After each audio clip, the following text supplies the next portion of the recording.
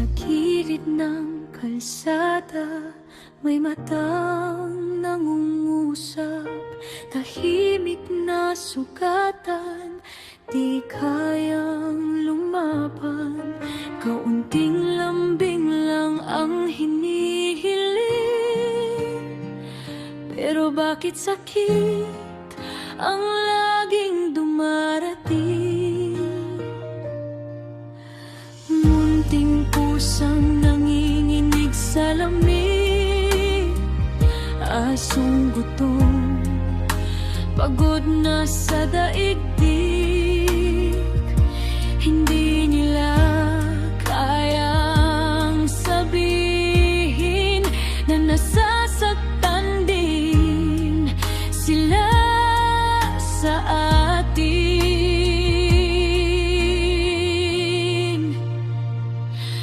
Kung marunong lang silang magsalita, iyak siguro sila at magtatanong kung bakit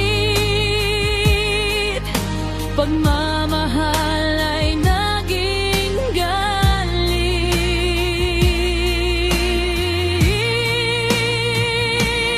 Sino bang may pusong kayang manakit sa inosenteng walang kalaban-laban? Bakit kailangang saktan?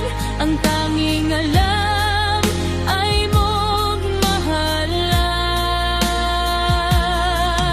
Ang aso't pusa may puso rin, nasasaktan at umiibig din.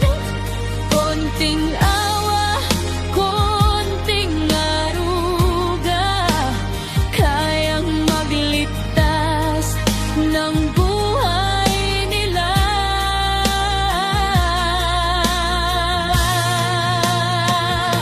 Hindi laruan ang kanilang buhay, hindi basta iiwan kapag nagsawa ka na. Sa bawat hampas at pananakit, may sugat ding di nakikita sa dibdib. May mga matang nawala ng ilaw dahil sa mundong naging marahas. Pero kahit ganon, sila pa rin tapat magmahal hanggang huli. Paano kung tayo ang nasa lugar nila? Takot at sugatan, buong magdamag. Minsan ang pagiging tao nasa paraan ng pag-aaruga mo.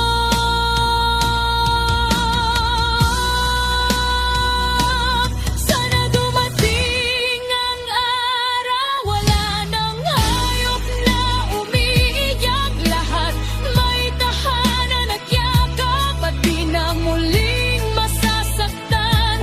Ang aso't pusa di man magsalita,